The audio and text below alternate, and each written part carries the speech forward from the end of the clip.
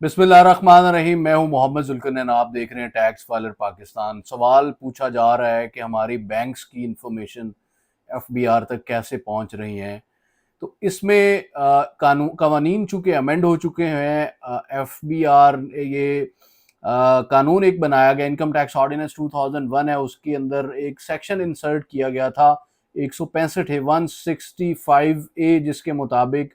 Banks को पाबंद किया गया था कि सर्टन इंफॉर्मेशन, सर्टन स्टेटमेंट्स जो है उन्होंने हर महीने एफबीआर को फाइल करनी है। अपने जो भी बैंक के क्लाइंट हैं उनकी फाइनेंशियल डिटेल, जो कि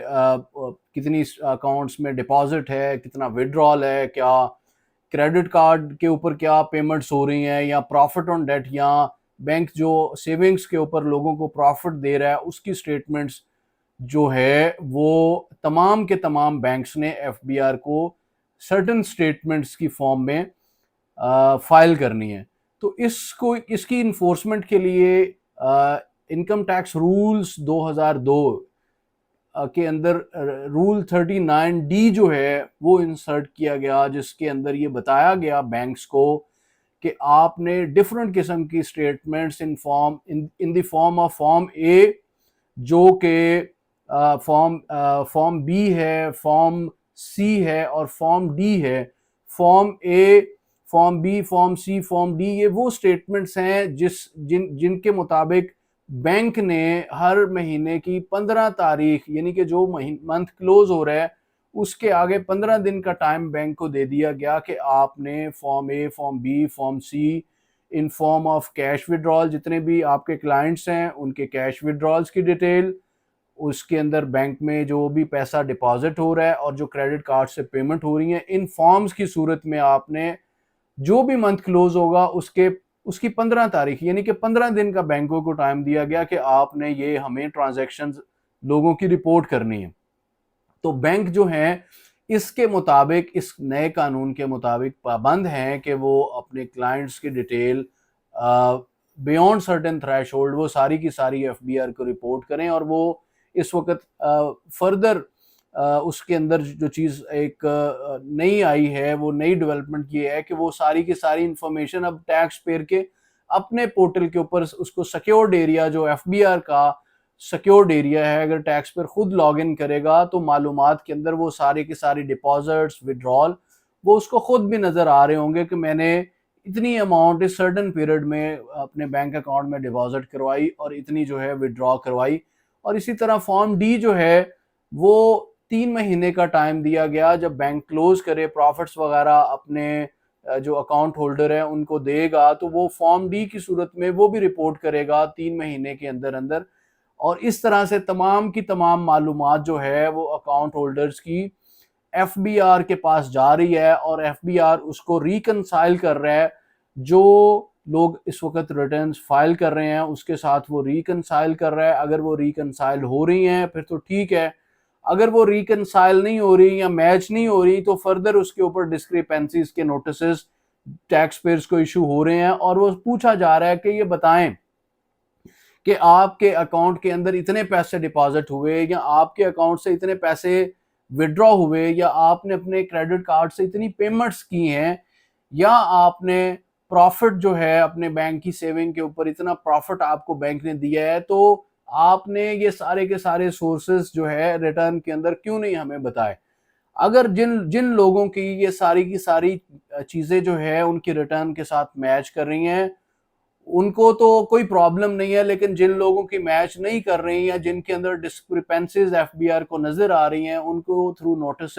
ये सवालात जो है वो पूछे जा रहे हैं, या उनके केसेस उनके उन तमाम लोगों के केसेस ऑडिट के अंदर सेलेक्ट हो रहे हैं। और वो उनको कहा जा रहा है कि आप अपने तमाम मामलात जो है फाइनेंशियल, जितने भी आपके इश्यूज हैं, जो आपने पेमेंट्स बैंकों में ली हैं, जो लोगों को पेमेंट्स दी हैं, या जो क्रेडिट कार्ड से पेमेंट्स की हैं, उनको उनके जवाबात जो है वो विद एविडेंसेस दें। और अगर तो वो जवाबात देने में अपने खुद या अपने कंसल्टेंट या लॉयर के थ्रू कामयाब हो जाते हैं फिर तो उनका केस क्लोज कर दिया जाता है। अगर वो कामयाब नहीं होते तो फिर उनको जो है उसके बाद एफबीआर के पास मल्टीपल ऑप्शंस अवेलेबल हैं। अंडर 111 111 सेक्शन है, उसमें अनएक्सप्लेन्ड इनकम जो है उसको कन्फ्रंट किया जाता है। फिर फर्दर चूंकि जब एक दफ़ा रिटर्न फाइल कर दी जाती है तो वो section 120 of income tax ordinance 2001 है, उसके मुताबिक वो डीम्ड असेसमेंट जो है वो कंसिडर की जाती है। लेकिन बाद में जब इस तरह की डिस्क्रिपेंसीज या इस तरह की चीज़ें ओपन हो जाती हैं by way of ordered selection या अदरवाइज, तो उसको सेक्शन 122 के अंदर एफबीआर फिर अमेंड कर देता है, अमेंड करके उसका ऑर्डर पास करता है। ऑर्डर पास करने के बाद उसका रिकवरी उसका डिमांड नोटिस पहले इशू होता है, पहले डिमांड नोटिस इशू होता है, उसके बाद फिर रिकवरी नोटिस इशू होते हैं। अगर रिकवरी नोटिस इशू होने के बाद भी या डिमांड नोटिस इशू होने के बाद लोग या तो उसकी अपील फाइल करते हैं, उसको चैलेंज कर देते हैं, या फिर वो जो वर्जन एफबीआर ने बताया होता है उसको एक्सेप्ट कर लेते हैं और उसके मुताबिक अपने जो टैक्सेस हैं वो गवर्नमेंट को जमा करवा देते हैं। अगर उनको लगता है कि ये हमारे साथ एफबीआर की तरफ से ज्यादती हो गई है तो फिर वो उसकी कमिश्नर अपील, जो भी उनके मुतलका कमिश्नर हैं, उस कमिश्नर अपील के पास उनकी अपील चली जाएगी।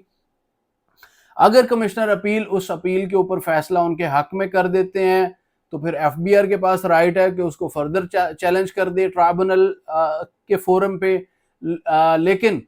अगर टैक्स पेयर के खिलाफ फैसला कमिश्नर अपील से आ जाता है तो फिर टैक्स पेयर के पास ये इख्तियार हासिल है। अब टैक्स पेयर के पास दो ऑप्शंस यहाँ पे मौजूद हैं, या तो कमिश्नर अपील का जो ऑर्डर है उसको एक्सेप्ट कर ले और जो उसके खिलाफ डिमांड टैक्स की डिटर्मिन हुई थी असेसिंग ऑफिसर से उसको जमा करवा दे, या फिर उसको ट्राइब्यूनल लेवल पे चैलेंज कर दे। अब जब ट्राइब्यूनल अगर उसको चैलेंज कर देता है तो फिर ट्राइब्यूनल जो है उसके सारे के सारे, चूंकि ट्राइब्यूनल फैक्ट्स को देखने का लास्ट फोरम होता है, तो ट्राइब्यूनल पूरे के पूरे केस को देखता है। देखने के बाद ये फैसला किया जाता है कि टैक्स पेयर का वर्जन दुरुस्त है या एफबीआर का वर्जन दुरुस्त है। तो अगर टैक्स पेयर का वर्जन दुरुस्त हो तो फैसला उसके हक में आ जाता है, और अगर एफबीआर का वर्जन दुरुस्त हो तो फैसला एफबीआर के हक में आ जाता है। अब ये फैक्ट फाइंडिंग का लास्ट फोरम था। अब इसके बाद जो टैक्स पेयर के पास रेमेडी या एफबीआर डिपार्टमेंट के पास रेमेडी अवेलेबल है वो है हाई कोर्ट। हाई कोर्ट में अब क्वेश्चन ऑफ फैक्ट तो जो है वो डिस्प्यूट में नहीं जा सकता, लेकिन हाई कोर्ट में इस केस के ऊपर रेफरेंस दायर हो सकता है क्वेश्चन ऑफ लॉ के। अगर कोई लॉ का ट्रीटमेंट टैक्स पेयर को लगता है कि यहाँ पे गलत हो गया है, या एफबीआर को लगता है कि यहाँ पे कानून की इम्प्लीमेंटेशन जो ट्राइब्यूनल लेवल पे होनी चाहिए थी वो इस तरह से नहीं इस तरह से होनी चाहिए थी, तो वो अगर टैक्स पेयर जो है वो रेमेडी चाह रहा है तो वो रेफरेंस दायर करेगा बिफोर हाई कोर्ट। और अगर एफबीआर को लग रहा है कि एफबीआर के खिलाफ फैसला जो हुआ है उसके अंदर जो उसको एतराज़ात हैं कि ऑन क्वेश्चन ऑफ लॉ के यहाँ पे रेमेडी उसको इस तरह से अवेलेबल होनी चाहिए थी जो कि नहीं हुई, तो वो एफबीआर फिर हाई कोर्ट के फोरम के ऊपर जो है वो उसको रेफरेंस हाई कोर्ट में फाइल करेगा। इसी तरह सो ऑन जो है सुप्रीम कोर्ट तक एक पूरे का पूरा प्रोसीजर कानून के अंदर डिफाइन है। तो ये एक तरीका कार है जी। मैंने इसको समझाने का मकसद यही है कि चूंकि इस वक्त इस पे लोगों को नोटिस सर्व हो रहे हैं, लॉज चेंज हो चुके हैं, चीज़ें वगैरह काफ़ी तब्दील हो चुकी हैं, तो पूरे का पूरा प्रोसीजर इस वजह से लोगों को बताया जा रहा है कि लोगों की थोड़ी सी इंफॉर्मेशन यानी कि नॉलेज, उनको खुद भी नॉलेज हो, ना कि वो सिर्फ और सिर्फ अपने लॉयर साहबान पे या कंसल्टेंट्स पे डिपेंडेंट हो। कुछ मालूमात, बेसिक मालूमात टैक्स पेयर को भी होनी चाहिए ताकि वो अपने जो ड्यू राइट्स हैं, जो कानून के अंदर ड्यू राइट्स अवेलेबल हैं, उनको वो टाइमली बेसिस के ऊपर एक्सरसाइज कर सके। उम्मीद करता हूँ आपको ये वीडियो पसंद आई है, और अगर ये पसंद आई है तो इसको दूसरों की मालूमात के लिए शेयर ज़रूर कीजिएगा। Thank you.